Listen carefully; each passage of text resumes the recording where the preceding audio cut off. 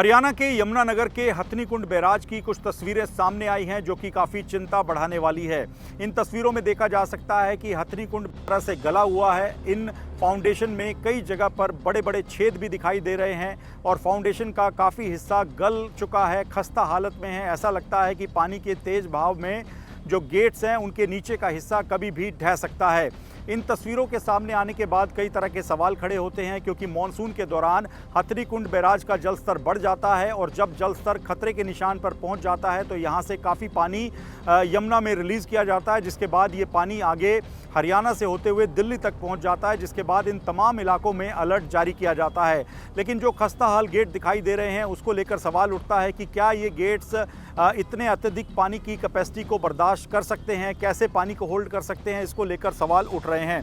हालांकि इस पूरे मामले को लेकर विभाग का कहना है कि बैराज के लिए जो टेंडर है वो जारी किया जा रहा है। जिस रैंप पर इस तरह की खस्ता हालत दिखाई दे रही है उसे ग्लेसिस कहा जाता है और इसी ग्लेसिस रैंप में फाउंडेशन के नज़दीक काफ़ी बड़े बड़े छेद हो रखे हैं। विभाग का कहना है कि टेंडर जारी कर दिया गया है और जल्द ही गेट के इस हिस्से की रिपेयरिंग करवा दी जाएगी। लेकिन सुरक्षा के लिहाज से देखें तो इन पूरे गेट्स के आसपास का जो सरिया है वो बाहर आ चुका है। ये वो पूरी जगह है जो कि पानी को होल्ड करता है और जब तेज़ बहाव के साथ जल स्तर बढ़ता है तो पानी को आगे रिलीज़ करने के लिए इन्हीं गेट्स को खोला जाता है और पानी को आगे छोड़ा जाता है। लेकिन अब बैराज में आने वाला जो पानी है वो सीधा नीचे कंक्रीट की बनी नींव की तरफ जा रहा है। ऐसे में बैराज के लिए भी खतरा खड़ा हो गया है। विभाग के द्वारा 140 करोड़ रुपए की लागत से डायाफ्राम वॉल का निर्माण किया गया था, जिसको बनाने में 2 से ढाई साल का समय भी लगा था। जब ये डायाफ्राम वॉल बनाई गई थी तो अधिकारियों ने क्षतिग्रस्त हुए ग्लेसिस को पूरी तरह से अनदेखा कर दिया था।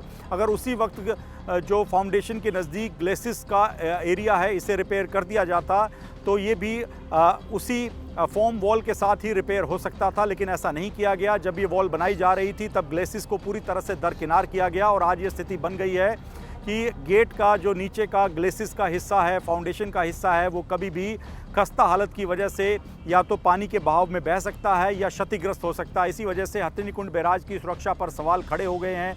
हथनीकुंड बैराज यमुना पर बना काफ़ी महत्वपूर्ण बैराज है और यहीं से आगे दिल्ली और उत्तर प्रदेश के साथ ही हरियाणा के इलाकों के लिए जब यमुना से पानी रिलीज़ किया जाता है तो उसकी कैपेसिटी के हिसाब से ही पानी को छोड़ा जाता है। फिलहाल ये तस्वीरें हैरान करने वाली है।